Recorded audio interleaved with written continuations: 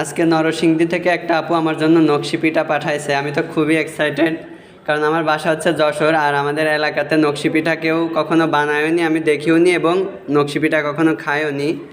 But বিভিন্ন ফেসবুকে আমি দেখছি নকশি পিঠা এরকম বিক্রি করে তারা, কিন্তু এই আপুটা কিন্তু এরকম নকশি পিঠা নিজেই বানাইছে এবং তার কোনো অনলাইন পেজও নাই। ঠিক আছে, সে বাড়িতে বানাইছে শুধুমাত্র আমার জন্য। আর ঈদেতেও তারা এভাবে নকশি পিঠা বানায়।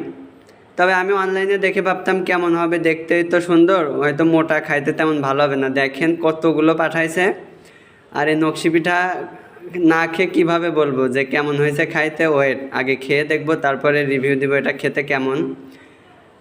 এটা কত বড় একটা বয়াম আমার হাতে উঠানো, দেখতে পারতেছেন প্রায় 2-2.5 কেজি হয়ে যাবে। কিন্তু তবে কুরিয়ার করে পাঠাইছে সে অনুযায়ী কিন্তু একদমই ভাঙিনি। দেখেন ওর ভিতরে পিঠাগুলো কিন্তু আস্তে আস্তে ছিল।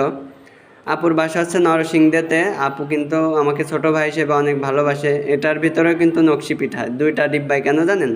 আচ্ছা, পলিথিনে কি, দাঁড়ান পলিথিনটা একটু খুলবো, আগে খেয়ে দেখি কেমন হয়েছে। ওয়াও, মানে এত মজা খাইতে আমি না আসলে কখনোই ভাবতেও পারিনি যে এটা খেতে এত মজা হবে।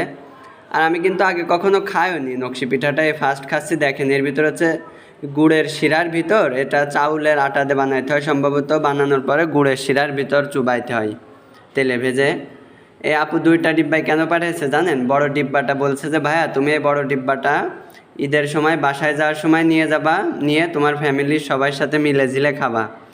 আর ঈদের কবে বাড়ি যাবা, কবে খাবা, সে অপেক্ষায় কি তুমি বসে থাকবা? এই দেখেন একটা লেবু দিছে, লেবু, আপুদের গাছের লেবু। আর এই ডিব্বায় কি?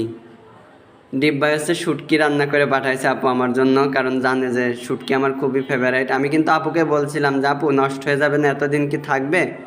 3 দিন পরে কিন্তু আমি পার্সেলটা পাইছি। আপু এত সুন্দর করে রান্না করছে, ভাই আপু বলছে যে ভাইয়া কোনো সমস্যা নেই, আমি এত সুন্দর করে তোমাকে রান্না করে দিব, একদম আচারের মতো করে দিব। এর ভিতর লেবুর পাতা দিছে, তাদের গাছের লেবু দিছে। আসলে এটাই কিন্তু আমার কাছে সব থেকে পাওয়া। ঠিক আছে, এগুলো আসলে কোটি টাকা দিয়েও পাওয়া যায় না। মানুষ যে এত দূর থেকে এত ভালোবাসতে পারে, এত ছোটো ভাইয়ের মতো এত স্নেহ করে, আপনারা সবাই আমাকে এত ভালোবাসা দেন, এটাই আমার জীবনে সব কিছু। হয়তো টিকটক থেকে টাকা পায় না, টাকায় কিছু যায় আসে না, মানুষের ভালোবাসাই সব থেকে বড়। এখন আপু বলছে যে তুমি কবে বাড়িতে যাবা, ডিজাইনগুলো দেখেন কত সুন্দর। তুমি কবে বাড়িতে যাবা, আর সেই অপেক্ষায় কি বয়েম ওইভাবে রেখে দিবা? তুমি কি খাবা না? আমি তোমার জন্য আলাদা করে একটা ডিব্বায় কয়েকটা পাঠাই দেবো, ওইগুলো তুমি খাবা, আর বড় বয়েম একসাথে বাড়ি নিয়ে সবাই একসাথে খাবা। দেখেন এরকম কেউ ভাবে কখনো বলেন? যে কথা সেই কাজ, দেখতে পারতেছেন। আপু কিন্তু শুধু পিঠাই দিতে পারতো, কিন্তু শুটকি মাছও রান্না করে দিচ্ছে। আর রান্নাটা যে এত মজা হয়েছে, আমি রেখে দিছি রাতে।